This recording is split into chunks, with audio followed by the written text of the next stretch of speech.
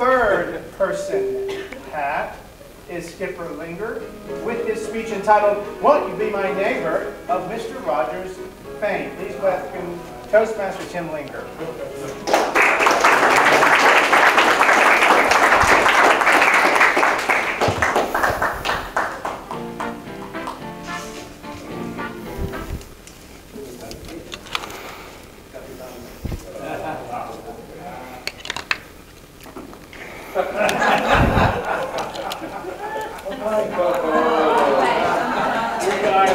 Please, please. Thank you very much. You sit down.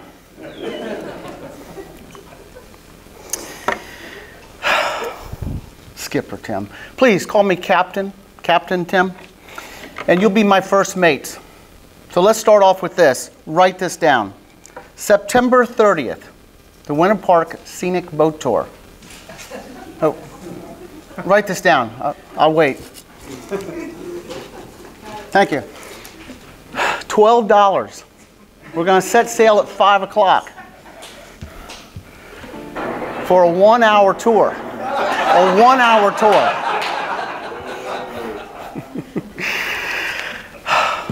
Let's get started. We'll just sit right back and I'll tell you a tale. It's going to start from these winter boat docks. What day? February 30th. Midnight. 2 ears for listening.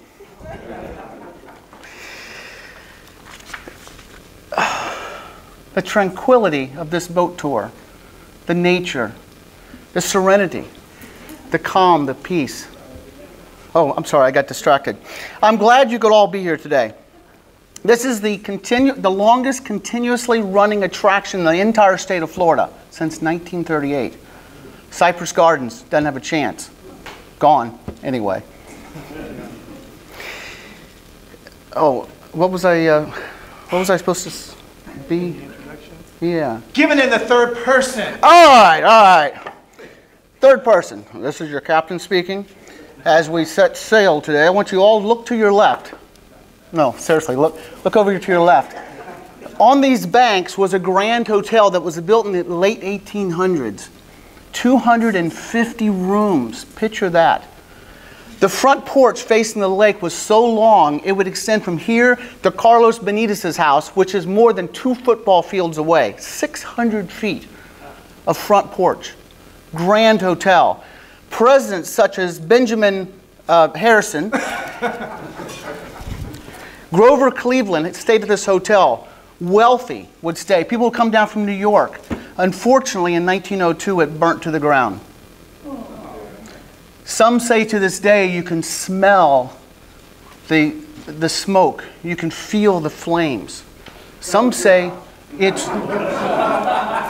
Yes, just like my house. Some say it's haunted. How many people would agree with that? It's not haunted. It's gone. It's burnt down. In 1830, the first Northerners came down to Winter Park. And they called that lake, the lake that we're on right now, Lake Osceola.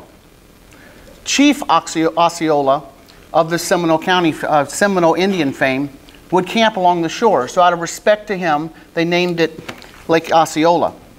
In 1858, Mizell came down to start a lumber mill. And he built the canals that connect the lakes. So as we turn the boat around and head towards Lake Virginia, and then over to Lake Mizell. Now, why is it called Lake Virginia? Because this Mr. Mizell was from, David Mizell was from Virginia. Made sense. He built his home, one of the first homes, on Lake Mizell. So as we turn towards the next canal, we're heading over to Lake Mizell. But before we do that, let's talk about the first canal. It's called Fern Canal. The first canal that we went through, just right over here, because I forgot to tell you. As we're sailing through, there's big oak trees, some of the oldest ones in the whole region. They're adorned with ferns, and in the summertime, when the air is dry, they look dead. But as soon as the moist air comes back in, they brighten up to a bright green. Gorgeous, gorgeous ferns. And we're going to be coming across the Capon House, which is on Lake Virginia. The Capon House was one of the, well, the very first house on Lake Osceola, and one of the first houses in Winter Park, again, 1885, 130 years old. 9 years ago, they're going to tear it down. They're going to tear it down. So some of the wealthy in the society of Winter Park raised nearly $500,000, cut the mansion in half, put half of it on a boat 2 times, and sailed it across to the Alban Museum. Who is Pulaski? He's a sculptor, and he has the house on his property, deceased sculptor, I may add. And in fact, Carlos was a volunteer, gardener for that. So it was an amazing sight, again, just 9 years ago.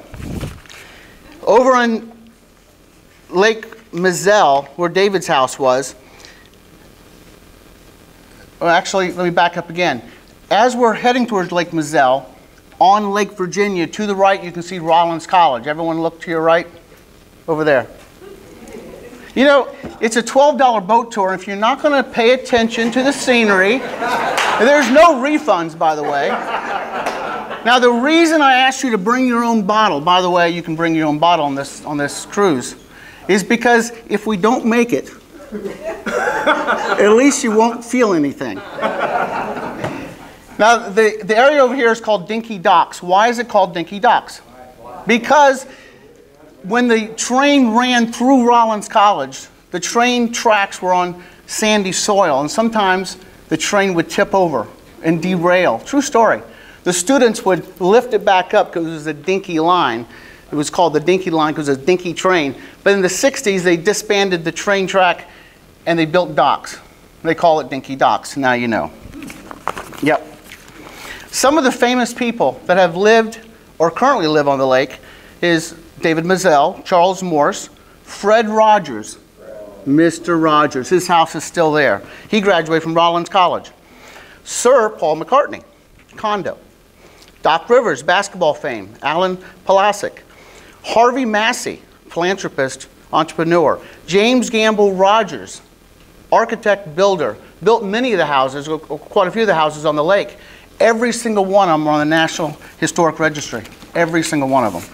The Holler family, automobile fame. The Showalters of aviation fame. The Brewer estate. The guy built an identical twin house that he built in New York, built it in Florida as well, right here on the lake, still there today. So Toastmasters, when are we going on the boat tour? Right, how much? 12? Thank you, 5 o'clock, and we will see you there.